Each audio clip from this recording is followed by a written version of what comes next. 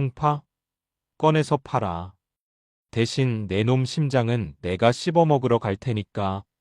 수화기 너머의 목소리가 뚝 끊겼다. 차은솔은 스마트폰 액정이 검게 변한 것을 잠시 내려다보다가 들고 있던 포터 필터를 머신에 끼워 넣었다. 치익 하는 소리와 함께 검붉은 에스프레소가 샷 글라스에 떨어졌다. 그 소리는 마치 달궈진 인두가 살갗을 지지는 소리와 비슷했다. 대전 유성구 복명동의 한적한 골목. 통유리로 된 카페솔의 내부는 평화로웠다. 가을비가 추적추적 내리는 오후였고 매장 안에는 재즈 음악이 낮게 깔려 있었다. 하지만 카운터 뒤에 선 차은솔의 눈동자는 이미 이곳에 없었다. 그녀의 감각은 수백 킬로미터 떨어진 전장, 아니 방금 전 통화에서 들려오던 쇠 파이프 끄는 소리와 비명 소리가 낭자한 지옥으로 이동해 있었다. 사장님, 커피 다 됐나요? 단골 손님인 대학생이 조심스럽게 물었다. 차은솔은 순식간에 표정을 지웠다. 방금 전까지 사람의 심장을 씹어먹겠다고 말한 여자의 얼굴이라곤 믿기지 않을 만큼 온화하고 차분한 미소가 그녀의 입가에 걸렸다. 네, 나왔습니다. 과테말라 안티구아예요. 산미는 좀 줄이고 고소하게 내렸어요. 와, 감사합니다. 역시 사장님 커피가 최고예요. 손님이 쟁반을 들고 자리로 돌아가자 은솔은 앞치마 끈을 풀었다. 그녀의 손은 희고 가늘었지만 손가락 마디마디에는 굳은 살이 박혀 있었다. 그것은 바리스타의 굳은 살이 아니었다. 수십만 발의 실탄을 격발하고 칼을 쥐고 사람의 급소를 가격하며 만들어진 훈장이었다. 대한민국 육군 특수전사령부 예하 제707 특수임무단. 대테러 작전과 1급 기밀 임무를 수행하는 국가전략부대. 그곳에서 그녀는 여성 최초로 특수임무단장, 즉 대령 계급까지 올랐던 전설적인 지휘관이었다. 별들의 무덤이라 불리는 군대에서 그녀는 오직 실력 하나로 유리천장을 깨부수고 올라갔다. 코드명 발키리. 적들에게는 죽음의 천사로 불렸던 그녀가 군복을 벗은 이유는 단 하나였다. 더 이상 기계처럼 살고 싶지 않아서였다. 하지만 세상은 그녀를 평범한 차은솔로 살게 내버려 두지 않는 모양이었다. 띠리리. 다시 전화가 울렸다. 아까 그 번호였다. 은솔은 매장 입구에 닫힌 팻말을 걸고 블라인드를 내렸다. 여보세요. 아이고, 우리 조카님. 말씀이 너무 살벌하시네. 나 유성 바닥에서 대부업하는 마석구라고 하는데 삼촌 되시는 김철민 씨가 우리 돈을 좀 많이 가져다 썼어. 수화기 너머로 끈적하고 비열한 목소리가 들려왔다. 얼마입니까? 원금 2억에 이자 쳐서 5억. 근데 이 양반이 갚을 능력이 없네.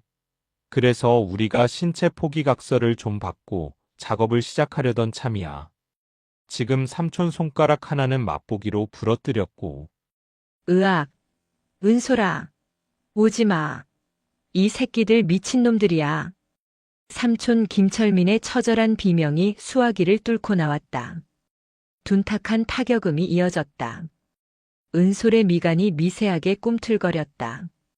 부모님이 사고로 돌아가신 후 어린 자신을 거둬 키워준 유일한 혈육이었다. 사업 실패 후 도박에 손을 댔다는 건 알고 있었지만 사채업자에게 잡혀갈 정도인 줄은 몰랐다. 장소. 은솔이 짧게 내뱉었다. 호, 말이 통하네. 장대동 구시장 뒤편에 버려진 냉동창고 알지? 혼자 와라. 경찰 달고 오면 삼촌 눈알 하나는 대전천에 떠내려가고 있을 거다. 일시간 준다. 뚝. 전화가 끊겼다. 은솔은 휴대폰을 주머니에 넣고 2층으로 향하는 계단을 올랐다. 그녀의 주거 공간인 2층 침실. 옷장 가장 깊숙한 곳에는 번호키가 달린 묵직한 검은색 하드 케이스가 놓여 있었다. 비밀번호를 누르자 슉 하는 공기 빠지는 소리와 함께 케이스가 열렸다. 그 안에는 군용 대검이나 총기는 없었다. 민간인이 소지할 수 없는 물건들이니까. 하지만 그보다 더 위험한 것들이 들어있었다. 방검 소재가 들어간 특수 제작된 검은색 라이더 재킷, 카본 섬유로 강화된 너클 장갑, 그리고 소형 투척용 강철 핀대. 은솔은 거울 앞에 섰다. 헐렁한 니트를 벗어 던지자 군살 하나 없이 근육으로 다져진 상체가 드러났다. 흉터들이 훈장처럼 등에 새겨져 있었다. 검은색 전술 바지를 입고 워커 끈을 단단히 조염했다. 머리를 질끈 묶어 올리자 순박했던 카페 사장의 얼굴은 온데간데 없고 707부대를 호령하던 발키리의 서늘한 눈빛만이 남았다. 기다려요, 삼촌. 그녀는 현관을 나서며 우산꽂이에 꽂혀있던 장우산을 하나 집어들었다. 밖에는 빗줄기가 더욱 거세지고 있었다. 사냥하기 딱 좋은 날씨였다. 대전 유성구 장대동의 재개발 구역. 폐쇄된 지 오래된 냉동 창고 주변은 스산했다. 가로등조차 깨져 있어 어둠이 짙게 깔린 그곳으로 검은색 세단 한 대가 미끄러지듯 들어왔다. 차에서 내린 것은 차은솔이 아니었다. 반장님, 저기 맞습니까? 위치 추적값이 저기서 멈췄어. 마석구 그놈 아지트가 분명해. 유성경찰서 강력팀장 강도진 경감이었다. 그는 며칠째 마석구 파를 주시하고 있었다. 유성구 일대에서 불법 도박장을 운영하며 채무자들을 납치해 장기를 밀매한다는 첩보가 들어왔기 때문이다. 강도진은 빗물에 젖은 머리를 털며 차 문을 닫았다.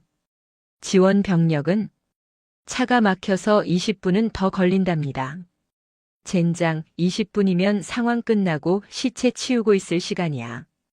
일단 우리가 먼저 진입한다. 셋이지? 권총 확인해. 강도진과 2명의 형사는 허리춤에 권총을 점검하고 창고 쪽으로 몸을 숙여 이동했다. 빗소리가 그들의 발소리를 감춰주었다. 창고 입구에는 덩치 큰 조직원 2명이 담배를 피우며 망을 보고 있었다. 야, 근데 아까 그 여자 진짜 올까? 5억을 무슨 수로 구해? 모르지. 안 오면 저 영감탱이 배 가르는 거고. 근데 두목님 기분이 영 안 좋으시다. 요새 윗선에서 자금 압박이 심한가 봐. 조직원들의 잡담을 엿듣던 강도진이 수신호를 보냈다. 하나, 둘, 셋. 동시에 튀어나가 제압하려던 찰나였다. 뚜벅, 뚜벅. 어둠 속에서 누군가 걸어오고 있었다.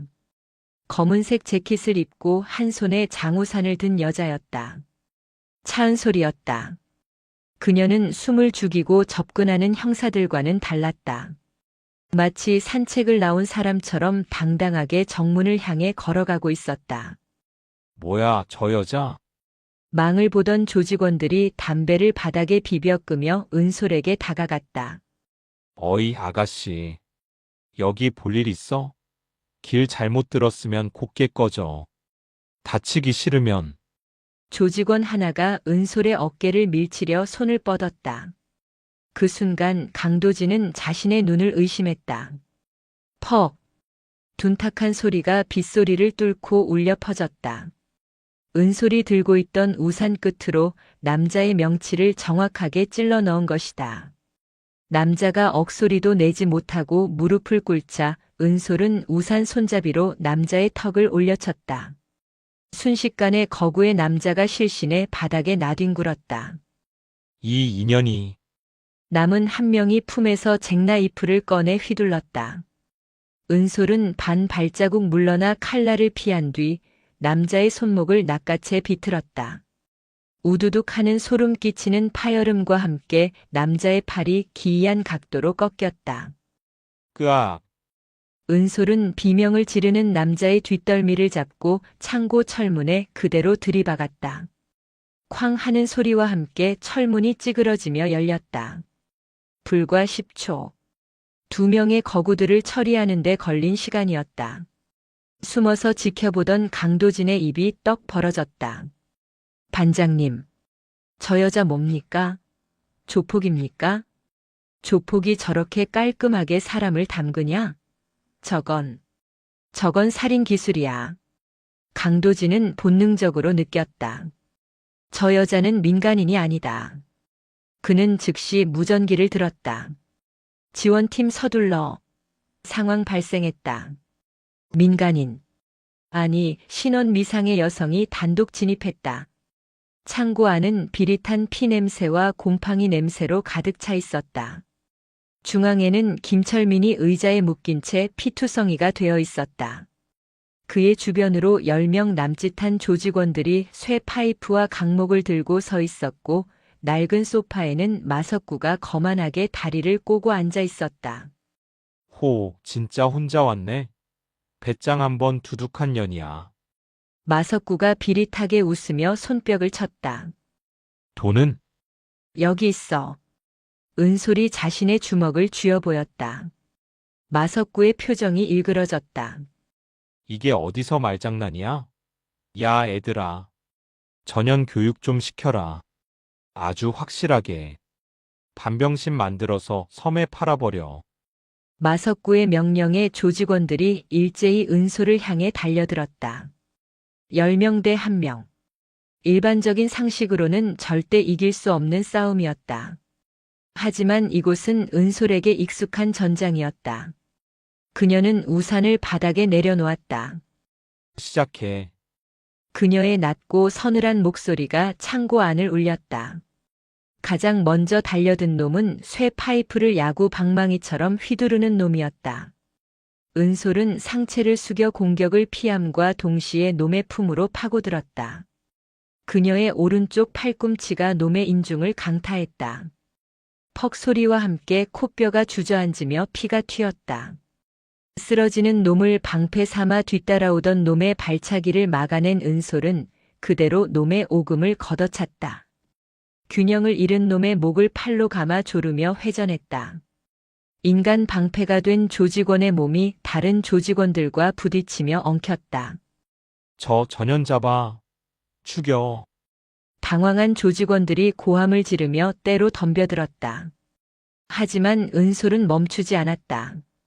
그녀는 707부대 시절 밀폐된 공간에서 다수의 적을 제압하는 근접 전투술 CQC의 교관이었다. 그녀에게 이들은 훈련병보다 못한 허수아비들에 불과했다. 강목이 날아오자 손날로 막아내고 턱을 가격했다. 칼을 든 놈이 찌르자 손목을 꺾어 칼을 떨어뜨리게 하고 자신의 무릎으로 놈의 앞면을 찍어 눌렀다. 그녀의 동작에는 군더더기가 없었다. 타격 한 번에 뼈가 부러지고 관절기 한 번에 비명이 터져나왔다. 우두둑, 쾅, 퍼. 창고 안은 순식간에 아수라장이 되었다. 피가 튀고 살이 찢기는 소리가 빗소리와 섞여 기괴한 교향곡을 만들어냈다. 3분. 10명의 건장한 남성들이 바닥에 뒹구는 데 걸린 시간은 고작 3분이었다. 소파에 앉아있던 마석구의 입에 물려있던 담배가 바닥으로 떨어졌다. 그는 믿을 수 없다는 듯 눈을 비볐다. 자신의 정예 부하들이, 그것도 흉기를 든 놈들이 여자 하나에게 도륙당했다. 너 정체가 뭐야? 마석구가 품에서 사심이 칼을 꺼내 들고 벌떡 일어났다. 그는 김철민의 목에 칼을 들이댔다. 오지 마. 오면 이 늙은이 목을 그어버리겠어. 김철민은 공포에 질려 말도 하지 못한 채 덜덜 떨고 있었다. 은솔은 피 묻은 손을 털며 천천히 마석구에게 다가갔다. 그녀의 숨소리는 흐트러짐 하나 없이 고요했다. 실수했어. 뭐. 인지를 잡으려면 제대로 잡았어야지. 그리고 은솔의 눈빛이 마석구의 어깨 너머를 향했다. 경찰이 너무 늦었어. 그 순간 창고의 천장 환기구가 뜯겨나가며 밧줄 하나가 떨어졌다. 누군가가 레페를 타고 내려오는 것이 아니었다. 대신 섬광탄 하나가 마석구의 발밑으로 굴러떨어졌다. 쾅! 강렬한 빛과 소음이 터졌다. 강도진 형사가 뒷문이 아닌 지붕을 통해 진입을 시도한 것이었다. 마석구가 눈을 부여잡고 비틀거리는 찰나 은솔은 이미 거리를 좁혔다. 그녀의 손이 마석구의 손목을 쳐내 칼을 떨어뜨렸고 이어서 그녀의 주먹이 마석구의 복부에 깊숙이 박혔다. 커! 마석구가 위액을 토하며 앞으로 고꾸라졌다. 은솔은 쓰러진 마석구의 머리채를 잡아 들어 올렸다. 심장은 맛이 없어 보여서 안 되겠네. 대신 감옥에서 평생 썩어. 그녀는 마석구를 바닥에 패대기 쳤다. 꼼짝 마. 경찰이다. 전원 무기 버리고 손머리 위로. 그제야 창고 정문이 활짝 열리며 강도진과 형사들이 들이닥쳤다. 하지만 그들이 할 일은 별로 없었다. 이미 상황은 종료되어 있었다. 바닥에는 신음하는 조폭들이 질비했고 그 가운데에 피 한 방울 묻지 않은 얼굴로 삼촌의 밧줄을 풀어주는 은솔이 서 있었다. 강도진이 총구를 내리며 은솔에게 다가왔다. 당신, 대체 뭡니까? 민간인이 이런 짓을 하면 특수상해에 해당합니다. 은솔이 삼촌을 부축해 일으키며 강도진을 돌아보았다. 정당방위입니다. 그리고 은솔이 재킷 안주머니에서 낡은 신분증 하나를 꺼내 강도진에게 보였다. 예비역 대령 신분증이었다. 강도진의 눈이 휘둥그레졌다. 대령 707 특수임무단. 단장? 신원 확인은 나중에 하죠. 일단 이분 병원부터 모셔야겠습니다. 은솔은 멍하니 서 있는 형사들을 뒤로하고 삼촌을 부축해 창고 밖으로 나갔다. 빗줄기는 잦아들어 있었다. 하지만 은솔은 알고 있었다. 이것은 끝이 아니라 시작이라는 것을. 마석구는 꼬리일 뿐이다. 이 유성 바닥에서 이런 조직을 거느리고 5억이라는 돈을 장난감처럼 다루는 배후가 반드시 존재한다. 그리고 그 예감은 며칠 뒤 카페를 찾아온 낯선 손님으로 인해 현실이 되었다. 어서 오세요. 카페 소리입니다. 말끔한 슈트를 입은 젊은 남자가 카페 문을 열고 들어왔다. 그의 뒤에는 경호원처럼 보이는 덩치들이 서 있었다. 남자는 메뉴판은 보지도 않고 은솔을 빤히 바라보았다. 유성 프라임 투자의 대표 최민재였다. 강 대령님. 아니, 이젠 차 사장님이라고 불러야 하나?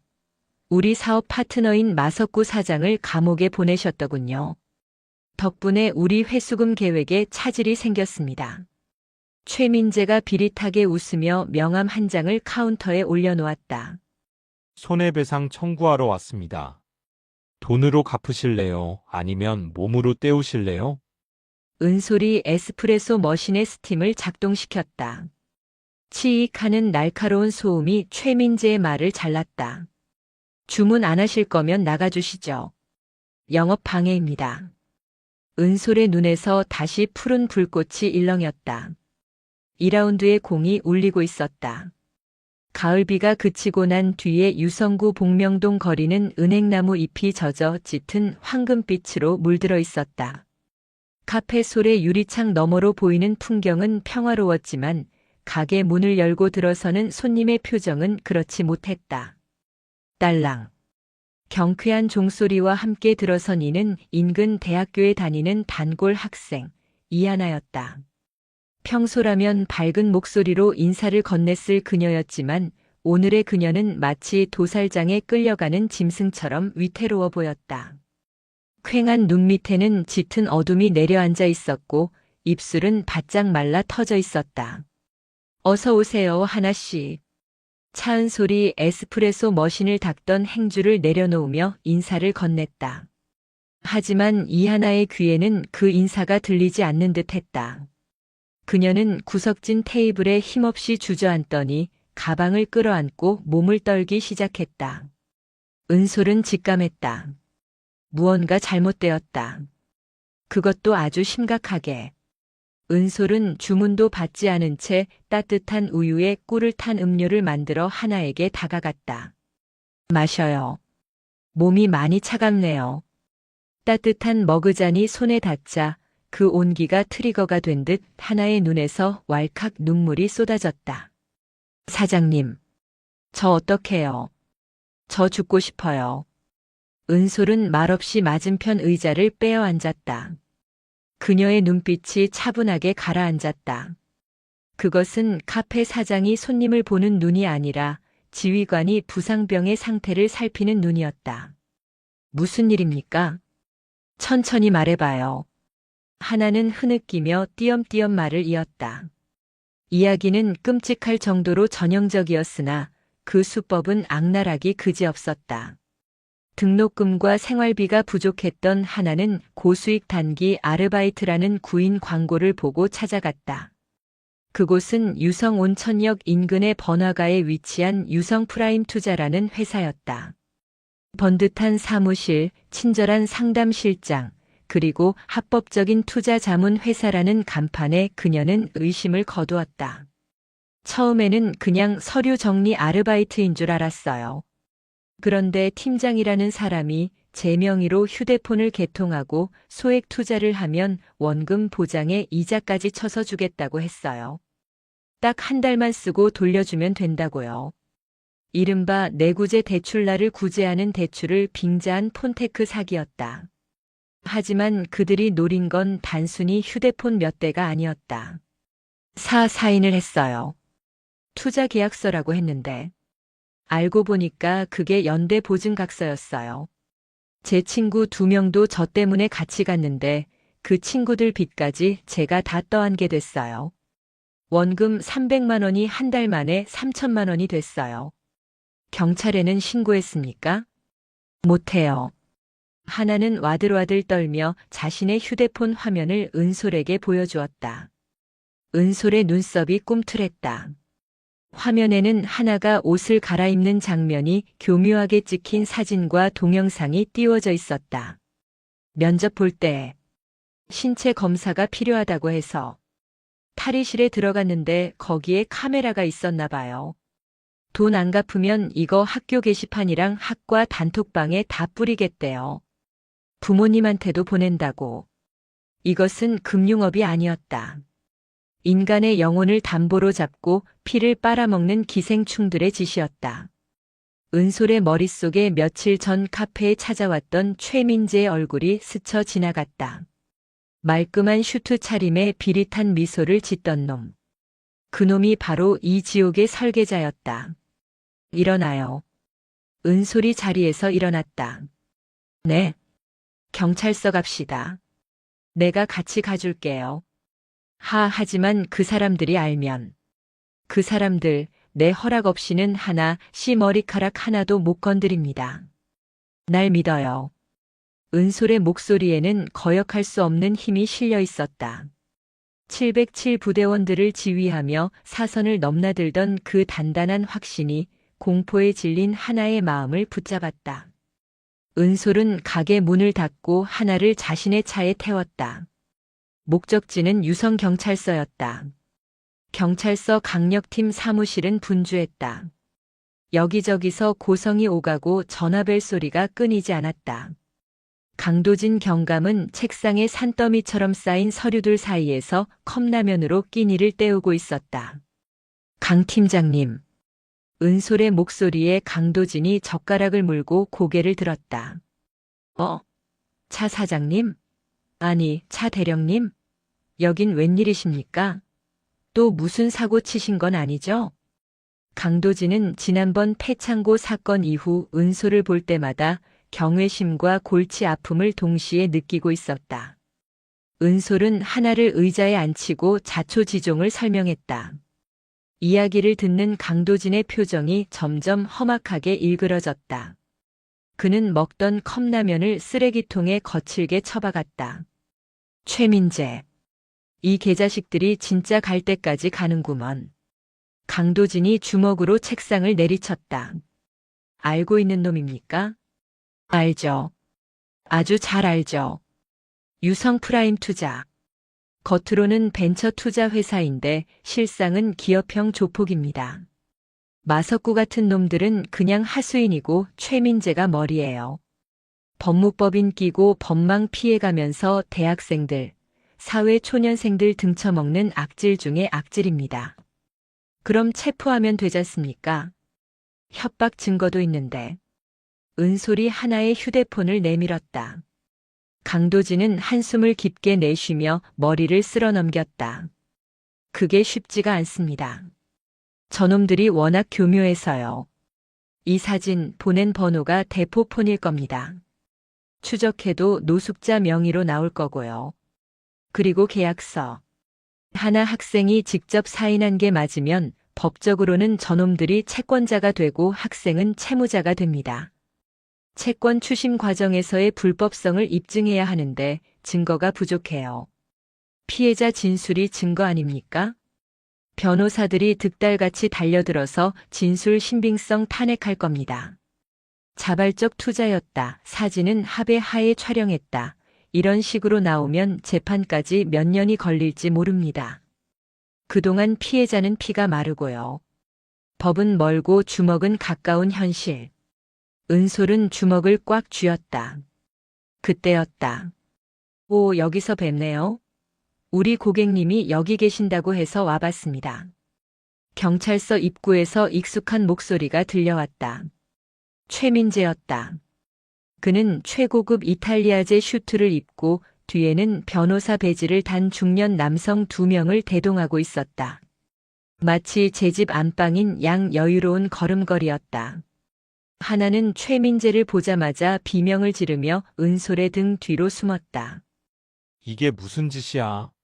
여기가 어디라고 들어와? 강도진이 벌떡 일어나 소리쳤다. 하지만 최민재는 눈 하나 깜짝하지 않았다. 진정하시죠, 강 경감님. 저는 제 고객이랑 오해를 풀러온 겁니다. 그리고 변호사님 대동하고 합법적으로 조사받으러 왔는데 소리는 왜 지르십니까? 공무원이 민원인한테 이렇게 불친절해서야. 최민재는 뱀 같은 눈으로 은솔을 바라보았다. 차 사장님, 남의 영업 방해하는 게 취미신가 봅니다. 지난번 마석국어는 내가 그냥 넘어갔는데 이번에는 내 고개까지 빼돌리시고. 이거 업무방해의 유괴 아닙니까? 은솔이 최민재의 앞으로 한 걸음 다가갔다. 두 사람 사이의 거리는 불과 30cm. 내 눈에는 저 학생이 고객으로 보이나 보지. 그럼요. 돈 빌려가서 안 갚으면 채무자, 갚으면 고객님. 자본주의 사회에서 당연한 이치 아닙니까? 최민재가 비릿하게 웃으며 속삭였다. 오직 은솔만 들을 수 있는 목소리였다. 군대에서 총질이나 하던 여자가 뭘 알겠어. 여긴 전쟁터가 아니야. 법치 국가라고. 내가 아무리 날고 기어도 법은 내 편이야. 돈이 곧 법이거든. 은솔의 눈동자가 차갑게 식었다. 그녀는 지금 당장 이 남자의 목을 꺾어버릴 수 있는 수십 가지 방법을 알고 있었다. 하지만 이곳은 경찰서였고 그녀의 등 뒤에는 보호해야 할 피해자가 있었다. 착각하지 마. 은솔이 나직하게 대답했다. 전쟁은 이미 시작됐어. 그리고 내 전쟁에서 민간인 희생자는 없어. 유성 경찰서에서의 대치 이후 상황은 최악으로 치달았다. 최민재는 빈말을 하는 인간이 아니었다. 그는 합법과 불법의 경계선 위에서 줄타기를 하며 상대를 말려 죽이는데 도 같은 인간이었다. 다음 날 아침 카페 솔의 문을 열자마자 불청객들이 들이닥쳤다. 검은색 양복을 입은 건장한 사내 5명. 그들은 지난번 마석구의 패거리처럼 험악하게 문신을 드러내거나 욕설을 하지 않았다. 대신 그들은 카페의 모든 테이블을 하나씩 차지하고 앉았다. 주문하시겠습니까? 삼촌 김철민이 떨리는 목소리로 물었다. 아메리카노 한 잔. 아주 연하게. 1시간 뒤에 마실 거니까 그때 줘요. 저는 물 한 잔만 주시오. 나는 생각 좀 해보고. 그들은 1인 1메뉴를 시키지 않고 혹은 가장 싼 음료 하나를 시켜놓고 자리를 죽치고 앉아 있었다. 다른 손님들이 들어오려 하면 그들은 험악한 인상으로 입구를 쳐다보았다. 손님들은 기겁하며 발길을 돌렸다.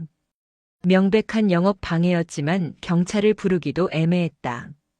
그들은 물리적 폭력을 행사하지 않았고 단지 자리에 앉아 있을 뿐이었다.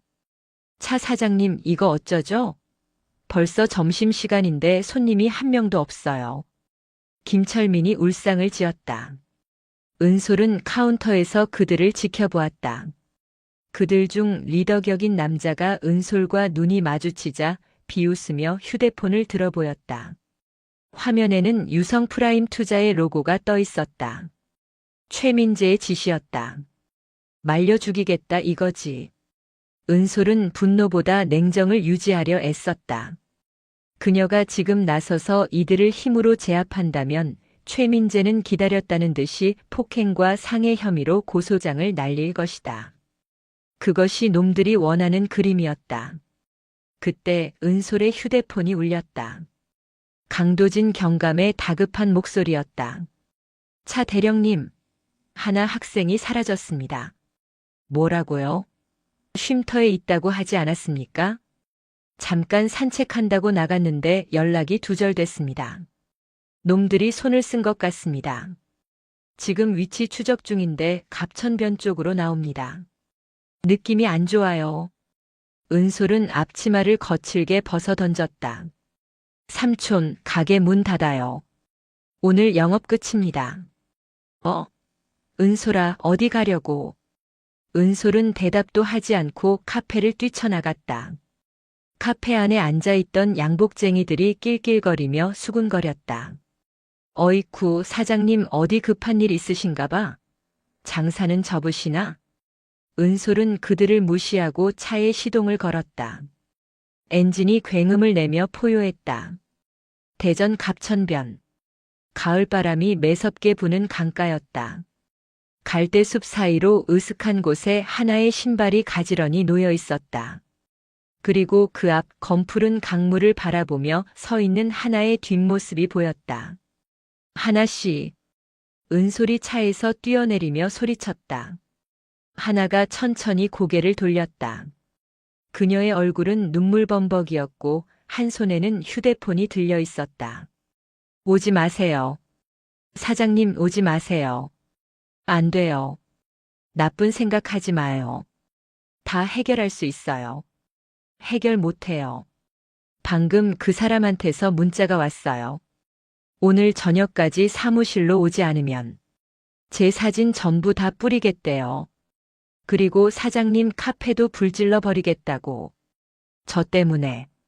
저 때문에 다 망가지잖아요. 하나가 강물 쪽으로 한 발자국 더 내디뎠다. 절망이 한 인간을 어디까지 몰아붙일 수 있는지 은솔은 뼈저리게 느꼈다. 이하나. 은솔의 목소리가 천둥처럼 울렸다. 군 시절 전장에서 공포에 질려 도망치려는 부하를 붙잡을 때 내던 사자후였다. 하나가 깜짝 놀라 멈칫했다. 나를 봐. 내 눈을 봐. 은솔이 천천히 하지만 단호하게 다가갔다. 나 707 특임대장이었어. 내가 살면서 수많은 적을 만났지만 단 한 번도 진 적 없어. 고작 사채업자 나부랭이들 때문에 내 전적에 흠집 내게 할 거야? 하지만 법도 그 사람들 편이라면서요. 법이 못하면 내가 해. 법보다 더 무서운 게 뭔지 그놈들에게 가르쳐 줄 거야. 그러니까 내 손 잡아. 은솔이 손을 내밀었다. 굳은 살 박인 투박하지만 따뜻한 손이었다. 하나는 망설이다가 울음을 터뜨리며 그 손을 잡았다. 은솔은 하나를 으스러져라 껴안았다. 하나의 주머니에 있던 휴대폰을 꺼내 확인했다. 최민재가 보낸 협박 문자. 마지막 기회다. 얌전히 오면 내 빚 탕감해주고 쥐도 새도 모르게 살게 해주지. 하지만 허튼 수작 부리면 차은솔 그 여자도 같이 지옥 구경하게 될 거야. 은솔의 눈에서 이성이 끊어지는 소리가 들렸다. 그녀는 하나를 차에 태워 안심시킨 뒤 다시 카페로 돌아가지 않았다. 대신 인적이 드문 대청호 인근의 공터로 차를 몰았다. 트렁크를 열었다. 그곳에는 지난번 꺼내지 않았던 더 깊은 심연의 장비들이 잠들어 있었다. 그녀는 위성 보안 전화기를 꺼내들었다. 전역할 때 반납하지 않은 국군방첩 사령부구 기무사령부 직통 한라인 단말기였다. 신호음이 3번 울리기도 전에 상대방이 전화를 받았다. 충성. 통신 보안. 누구십니까? 상대방의 목소리는 낮고 건조했다. 하지만 은솔의 목소리를 듣는 순간 그 건조함은 순식간에 깨졌다. 나다. 차은솔. 단장님? 차은솔 단장님 맞으십니까? 수화기 너머의 인물은 오진우 소령. 현재 국군방첩사령부에서 방산 비리와 군사 기밀 유출을 담당하는 에이스 수사관이자 과거 차은솔의 부관으로 생사고락을 함께했던 충직한 부하였다. 오소령. 오랜만이다. 대령님. 아니, 지금은 전역하셨지 않습니까? 잘 지내셨습니까? 연락 한 통 없으시더니 갑자기 보안 라인으로. 잡담은 나중에 하자. 지금 내 앞에 쓰레기들이 좀 있는데 분리수거가 안 돼서 소각을 좀 해야겠다. 은솔의 목소리에는 살기가 서려 있었다. 오진우 소령은 단번에 상황을 파악했다. 자신의 존경하는 지휘관이 이 정도의 살기를 띠고 연락했다면 그것은 단순한 시비가 아니다. 전시 상황이다. 명령만 내려주십시오. 타격입니까? 정보입니까? 정보. 그리고 장비 지원. 타격은 내가 직접 한다. 은솔은 차가운 밤하늘을 올려다보며 말했다. 대전 유성구 유성프라임 투자. 대표 최민재. 그리고 그 뒤에 숨어있는 배후까지 싹 다 털어봐. 놈들의 자금줄, 비자금, 약점, 숨겨둔 여자, 아니 오늘 점심 메뉴까지 전부 다. 알겠습니다. 독수리 팀 가동하겠습니다. 3시간 내로 보고 드리겠습니다. 그리고 오소령. 네, 단장님. 이건 공식 작전이 아니다. 내가 책임진다. 알고 있습니다. 단장님이 책임지시면 저희는 뒤처리를 합니다. 그게 707의 방식 아닙니까? 오진우의 웃음 섞인 대답과 함께 통화가 끊겼다. 은솔은 휴대폰을 주머니에 넣고 트렁크 깊숙한 곳에서 무광 검정색의 전술 헬멧과 야간 투시경을 꺼냈다. 법은 잠들었다. 이제 야수가 깨어날 시간이었다. 바람이 거세군. 낙하하기 딱 좋은 날씨야. 대전 유성구의 밤하늘은 칠흑처럼 어두웠다. 유성 온천역 사거리가 내려다 보이는 25층 주상복합 빌딩의 옥상. 차은솔은 난간 끝에 서서 불어오는 칼바람을 온몸으로 맞고 있었다. 그녀의 몸을 감싼 것은 바리스타의 베이지색 앞치마가 아니라 빛을 흡수하는 무광 검정의 전술 슈트였다. 허벅지에는 맥가이버 칼과 전술용 플랫이 그리고 특수 제작된 3단봉이 결속되어 있었다. 이니어 이어폰에서 오진우 소령의 건조한 목소리가 들려왔다. 단장님, 통신감도 양호합니다. 목표 건물인 유성 프라임 투자 4호, 현재 보안 레벨 최고 수준입니다. 1층 로비와 지하 주차장은 사설 경비업체 직원 20명이 배치되어 있고 최민재의 사무실이 있는 15층은 별도의 용병들이 지키고 있습니다. 용병이라. 국내 조폭 나부랭이는 아니라는 거네. 네. 신원 조회 결과 러시아 스페츠나츠 출신과 프랑스 외인부대 출신이 섞여 있습니다. 불법 체류자 신분으로 고용된 고스트들입니다. 죽여도 기록이 남지 않는 자들이죠. 재미있네. 놈들도 기록이 없지만 오늘 밤 나도 기록에 없는 사람이야. 은솔은 옥상 곤돌라 레일에 와이어를 고정했다. 그녀는 망설임 없이 허공으로 몸을 던졌다. 25층 높이에서의 자유낙하. 일반인이라면 오금이 저려 서 있지도 못할 높이였지만 그녀에게는 익숙한 침투 경로일 뿐이었다. 슈. 와이어가 풀리는 미세한 소음만이 밤 공기를 갈랐다. 은솔은 거꾸로 매달린 채 15층 창문으로 하강했다. 내부는 불이 꺼져 있었지만 적외선 감지 센서가 그물처럼 쳐져 있을 게 뻔했다. 그녀는 주머니에서 손바닥만 한 장비를 꺼내 유리창에 부착했다. 고주파 진동 절단기. 지잉. 소음도 없이 원형으로 유리가 잘려나갔다. 은솔은 고양이처럼 소리 없이 사무실 안으로 착지했다. 진입 확인.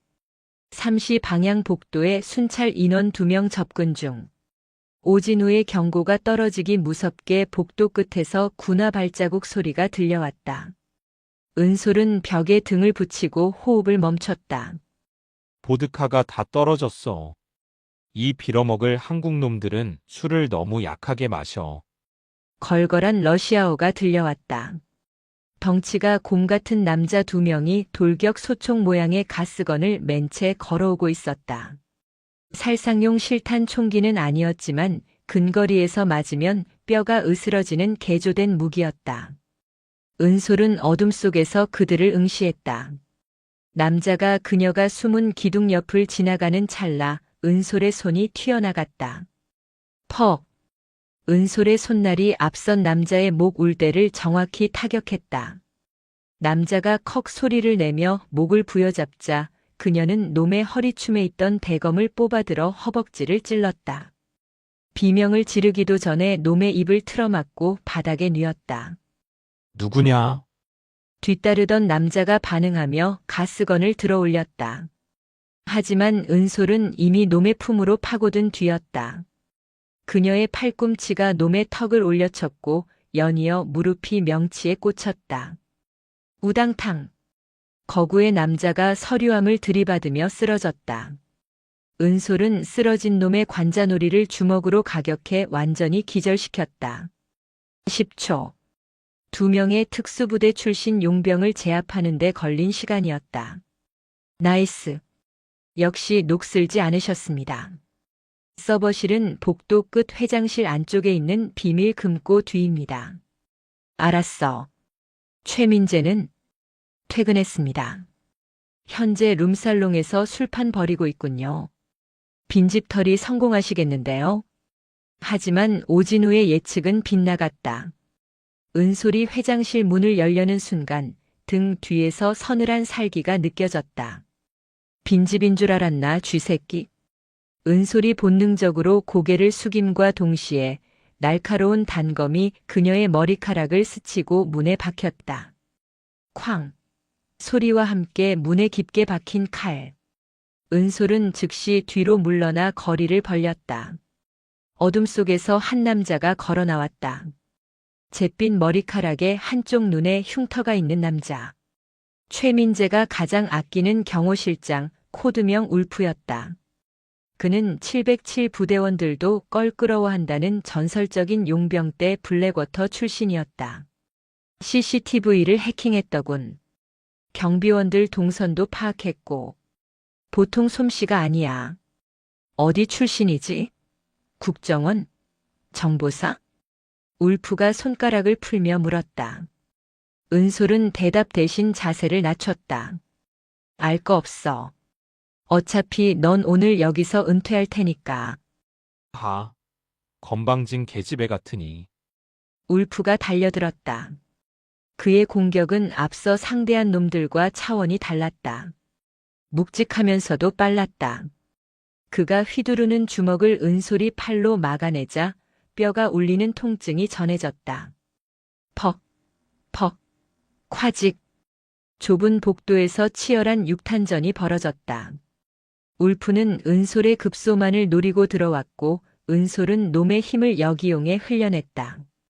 울프가 다시 단검을 꺼내 찌르자 은솔은 피하지 않고 놈의 손목을 양손으로 잡았다. 이거나 먹어라. 은솔의 박치기가 울프의 코를 강타했다. 빠각 소리와 함께 울프의 코뼈가 내려앉았다. 놈이 주춤한 사이 은솔은 놈의 팔을 꺾어 등 뒤로 돌리고 3단봉을 꺼내 놈의 오금을 후려쳤다. 끄악! 무릎이 꺾인 울프가 바닥에 처박혔다. 은솔은 놈의 목을 3단봉으로 조르며 귓가에 속삭였다. 최민재에게 전해. 이건 예고편이라고. 은솔은 기절한 울프를 넘어 회장실로 진입했다. 비밀 금고는 오진우가 알려준 해킹 코드로 30초 만에 열렸다. 그 안에는 현금 뭉치와 함께 외장 하드디스크 하나가 놓여 있었다. 판도라의 상자. 이 안에는 이하나 같은 대학생들의 코 묻은 돈뿐만 아니라 민간인을 사지로 몰아넣고 챙긴 수천억 원의 불법 자금 내역, 그리고 그 돈을 받아 챙긴 고위층들의 리스트가 들어있을 것이다. 확보했다. 철수한다. 은솔은 외장 하드를 챙겨 다시 창문으로 향했다. 멀리서 경찰차 사이렌 소리가 들려오고 있었다.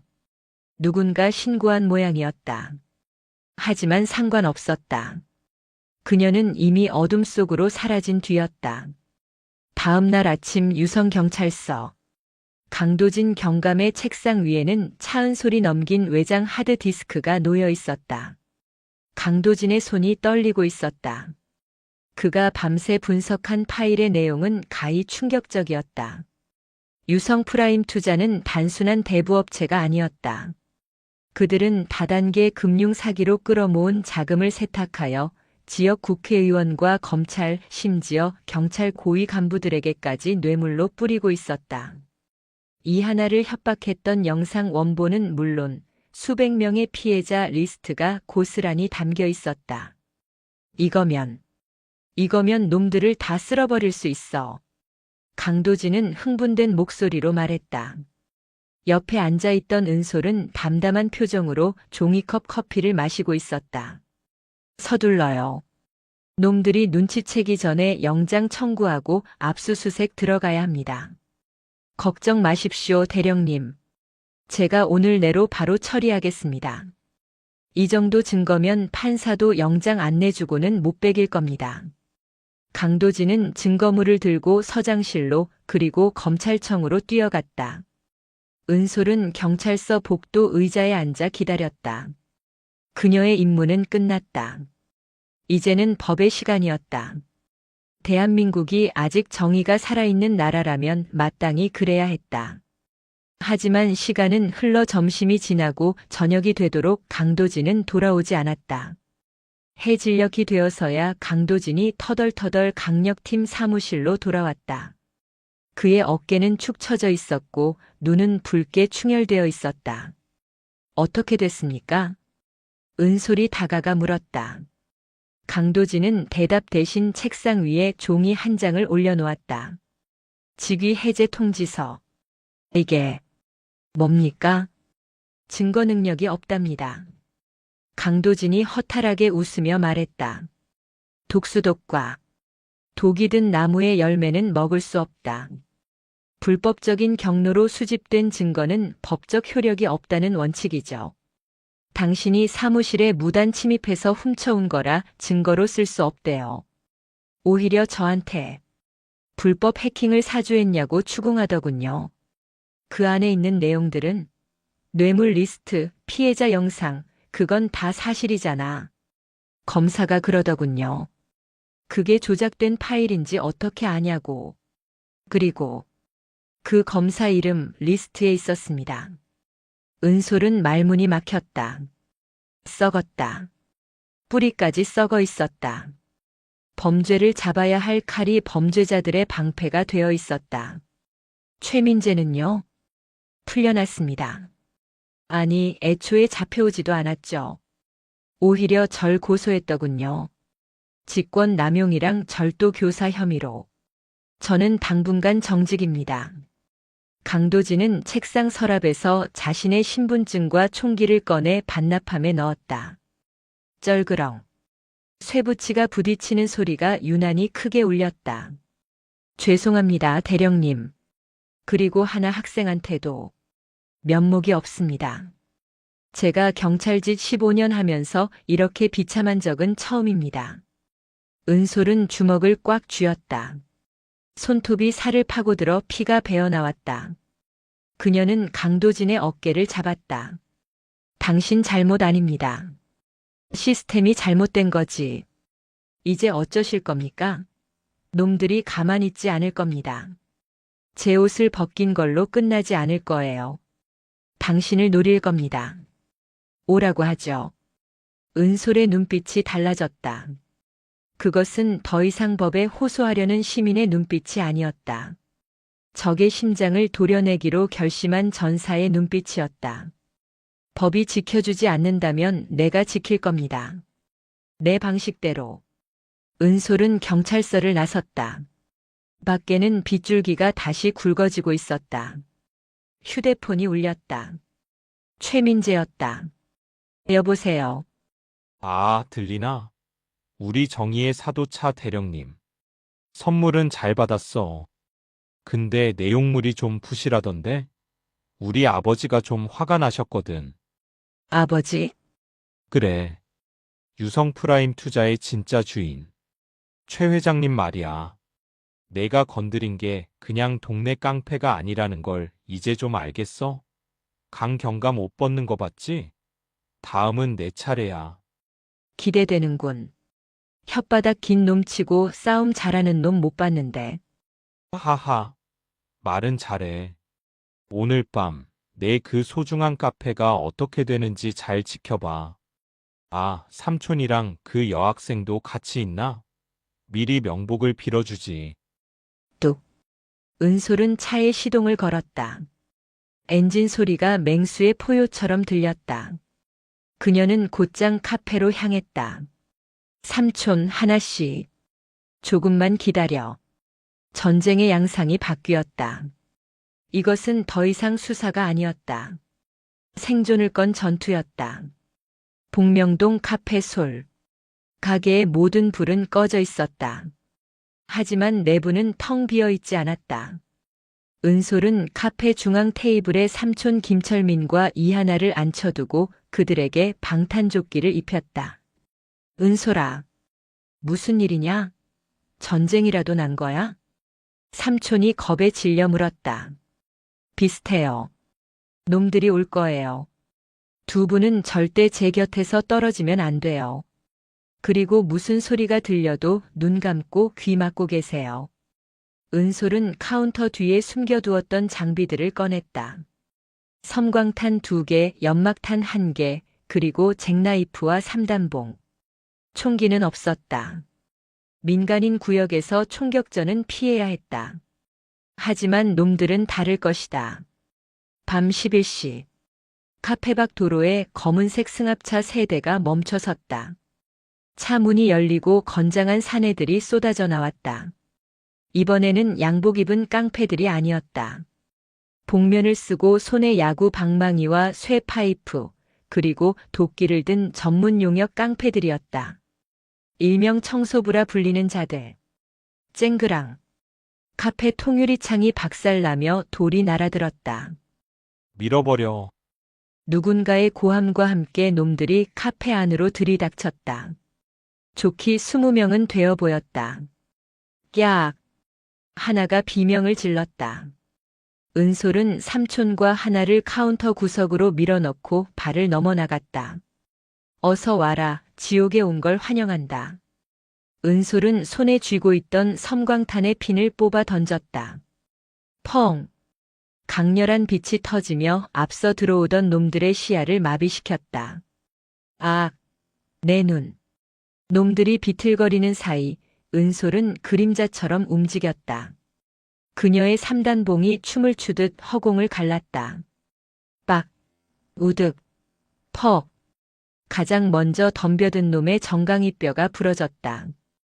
은솔은 쓰러지는 놈의 등을 밟고 도약해 뒤에 있던 놈의 턱을 날려버렸다.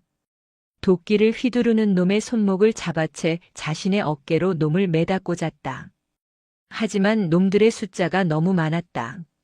쓰러뜨려도 계속해서 밀고 들어왔다. 그중 몇몇은 은솔을 무시하고 카운터 뒤에 숨은 인질들을 노리고 우회했다. 삼촌, 피해. 은솔이 소리치며 에스프레소 머신에 뜨거운 물이 담긴 피처를 놈들에게 던졌다. 으악. 뜨거워. 화상을 입은 놈들이 나뒹굴었지만 또 다른 놈들이 식탁 의자를 집어 던지며 은솔을 포위해 왔다. 은솔의 이마에서 피가 흘러내렸다. 깨진 유리 파편에 긁힌 상처였다. 이대로는 안 돼. 민간인 보호와 전투를 동시에 수행할 수 없어. 체력의 한계가 오고 있었다. 놈들은 지칠 줄 모르고 덤벼들었고 밖에는 아직 들어오지 않은 놈들이 대기 중이었다. 최민재, 아니 최 회장은 오늘 밤 이곳을 잿더미로 만들 작정이었다. 은솔은 잠시 거리를 벌리고 카운터 안쪽으로 몸을 숨겼다. 그녀는 주머니에서 위성 보안 전화기를 꺼냈다. 단축 번호 1번. 네, 단장님. 오진우 소령이었다. 상황 변경. 진돗개 하나 발령. 은솔의 목소리는 차분했지만 그 안에 담긴 무게는 천근만근이었다.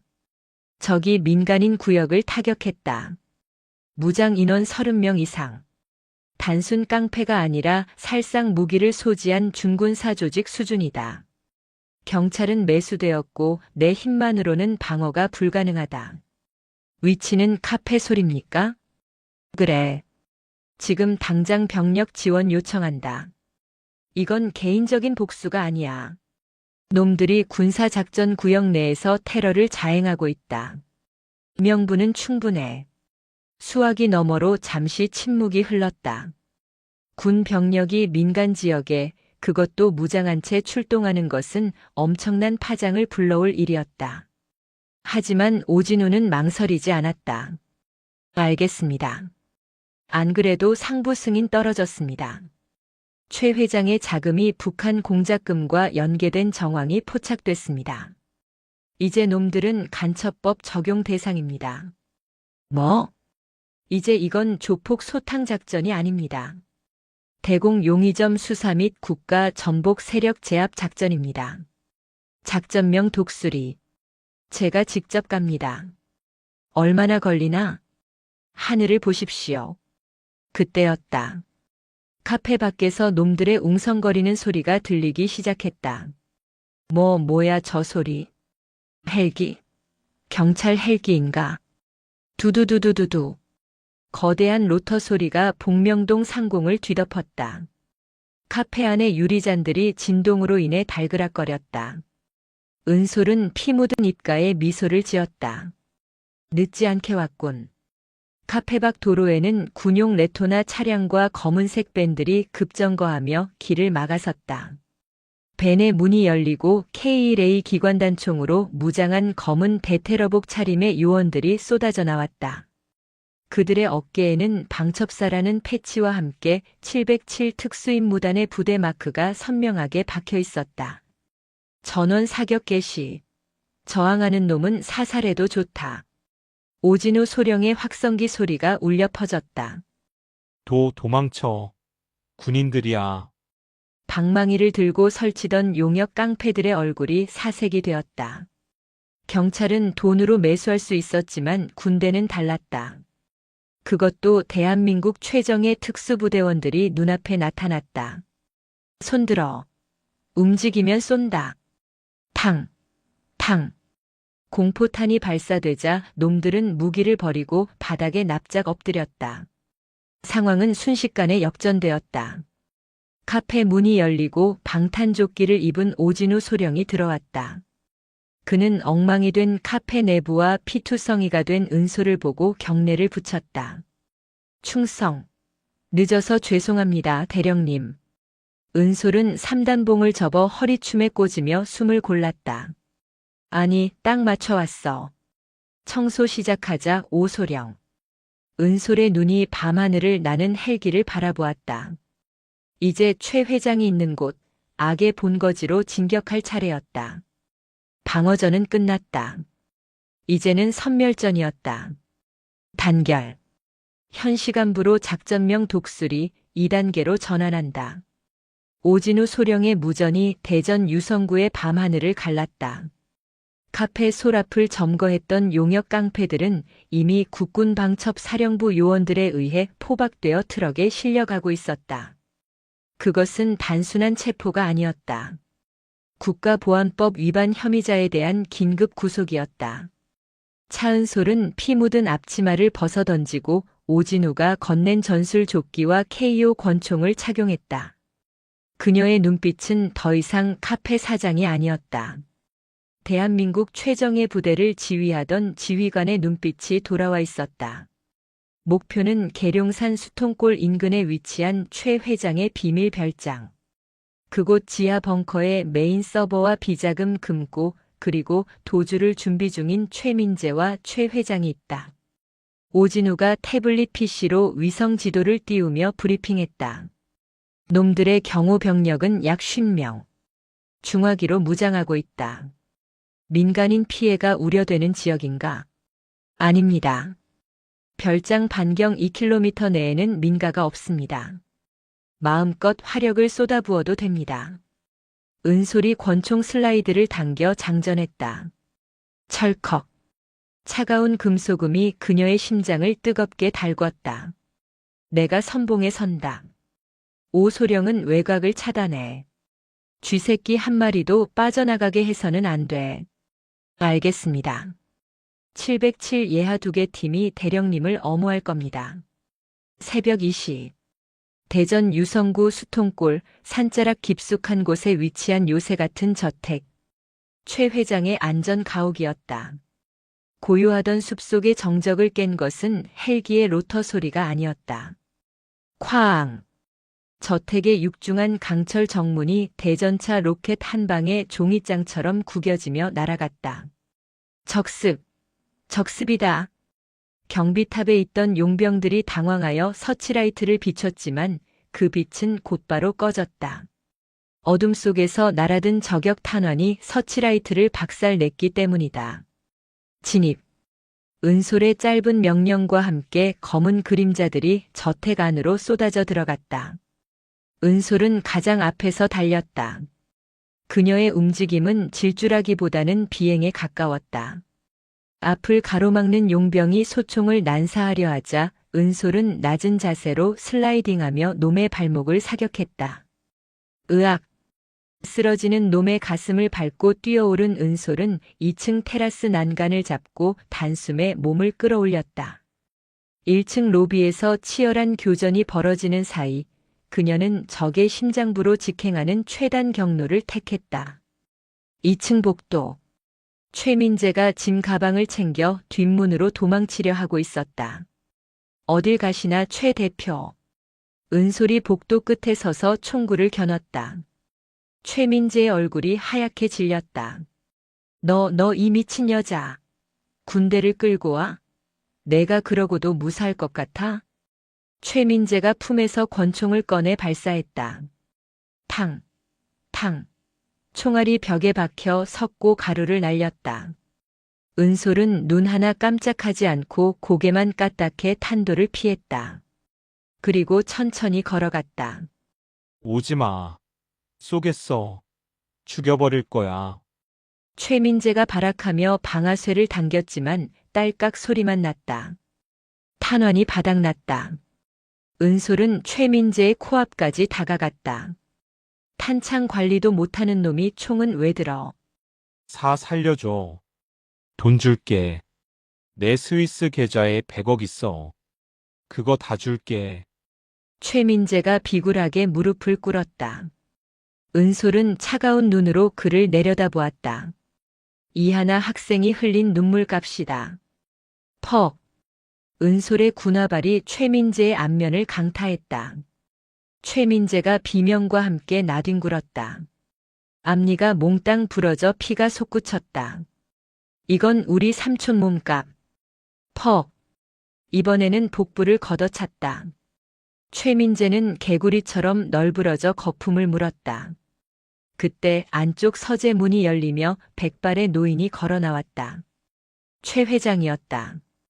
그는 밖에 소란에도 불구하고 침착한 척하려 애쓰고 있었다. 자네가 강 대령인가? 대단하군. 내 아들을 이렇게 만들다니. 최 회장은 위스키 잔을 들고 있었다. 손이 미세하게 떨리고 있었다. 거래를 하지. 자네 지금이라도 군대를 물리면 내 전 재산의 절반을 주겠네. 그리고 자네의 안전도 보장하지. 은솔은 피 묻은 군화로 뚜벅뚜벅 걸어가 최 회장의 손에 들린 위스키 잔을 천에 깨뜨렸다. 챙그랑. 당신 재산은 어차피 국고로 환수될 거야. 그리고 내 안전은 내가 지켜. 내가 감히. 내가 누군지 알아? 내가 전화 한 통이면 국방부 장관도. 최 회장이 전화기를 들려 했다. 은솔이 권총으로 전화기를 박살냈다. 전화해봐. 아무도 안 받을 테니까. 당신이 뿌린 돈, 당신이 믿던 권력, 오늘 밤부로 다 끝났어. 당신은 이제 회장님이 아니라 국가보안법 위반 사범 최칠성일 뿐이야. 그때 창문이 깨지며 707 대원들이 들이닥쳤다. 뒤이어 오진우 소령이 들어왔다. 최칠성. 당신을 간첩 방조 외환관리법 위반, 특수상해 교사 및 살인 미수 혐의로 긴급 체포한다. 오진우가 최 회장의 손목에 수갑을 채웠다. 최 회장은 바닥에 쓰러진 아들과 자신을 겨누고 있는 수많은 총구를 보며 비로소 자신의 왕국이 멸망했음을 깨달았다. 그는 다리에 힘이 풀려 주저앉았다. 은솔은 창밖을 바라보았다. 동이 터오고 있었다. 붉은 아침 해가 계룡산 능선을 타고 올라오고 있었다. 긴 밤이 끝났다. 작전 종료. 은솔이 무전기에 나직하게 속삭였다. 계절이 2번 바뀌었다. 유성구의 거리에 벚꽃이 눈처럼 흩날리는 따뜻한 봄날이었다. 속보입니다. 유성 게이트의 주범 최칠성 전 회장과 최민재 씨에게 대법원이 무기징역을 확정했습니다. 재판부는 이들이 불법 자금을 이용해 국가 안보를 위협하고 수많은 서민 피해자를 양산한 점을 드러법정 최고형을 선고했다고 밝혔습니다. 한편 이들의 은닉 재산 5천억 원은 전액 몰수되어 피해자 구제 기금으로 카페 솔의 벽걸이 TV에서 뉴스가 흘러나오고 있었다. 차은솔은 리모컨을 들어 TV를 껐다. 이제 지겨울 정도로 많이 들은 소식이었다. 사장님, 여기 아이스 아메리카노 2잔이요. 네, 금방 갑니다. 카페는 만석이었다. 점심시간을 맞아 인근 직장인들과 대학생들로 북적였다. 은솔은 능숙한 손놀림으로 샷을 내리고 얼음을 채웠다. 그녀의 표정은 더없이 평온했다. 지난 겨울 피와 화약 냄새가 진동했던 그 밤의 기억은 마치 전생의 일인 것처럼 아득했다. 체리나, 아니 은솔아. 쿠키 다 구워졌다. 주방에서 삼촌 김철민이 갓 구운 쿠키 쟁반을 들고 나왔다. 고소한 버터 냄새가 카페를 가득 채웠다. 삼촌의 얼굴은 몰라보게 좋아져 있었다.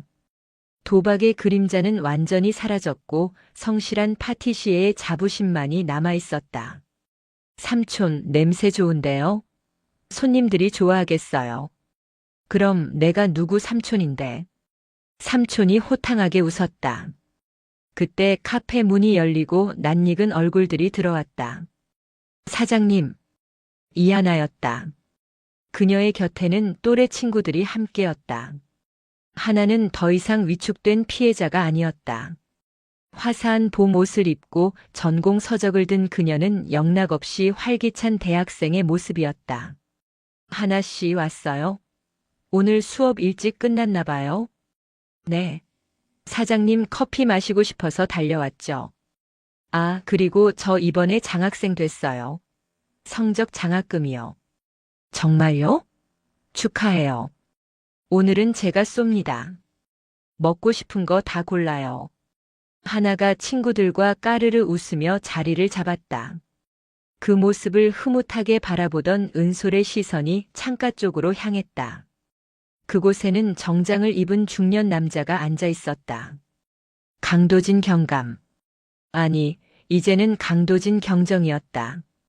그는 이번 사건의 공로를 인정받아 특진과 함께 복직되었고 대전경찰청 광역수사대장으로 영전했다. 오셨어요? 오늘은 카라멜 마키아토? 은솔이 다가가 묻자 강도진이 쑥스러운 듯 머리를 극적였다.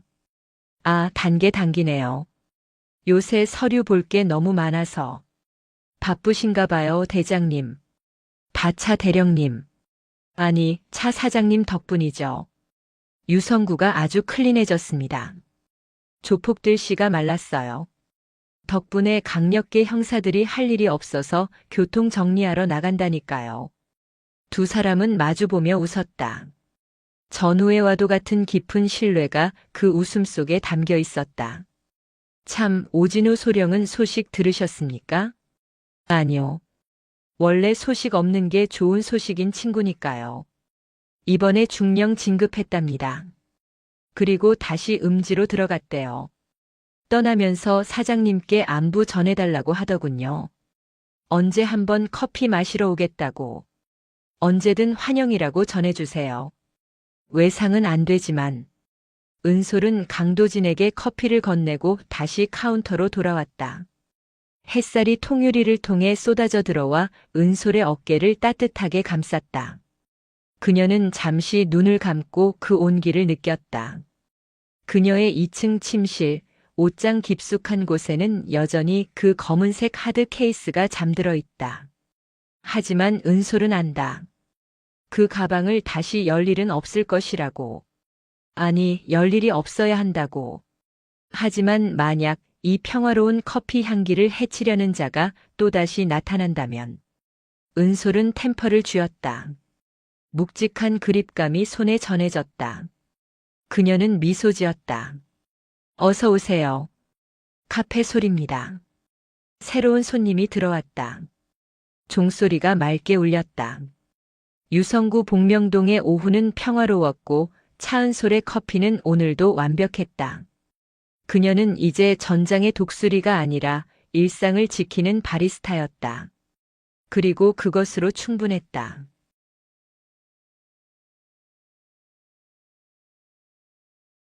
더 많은 이야기 구독, 좋아요 부탁드립니다.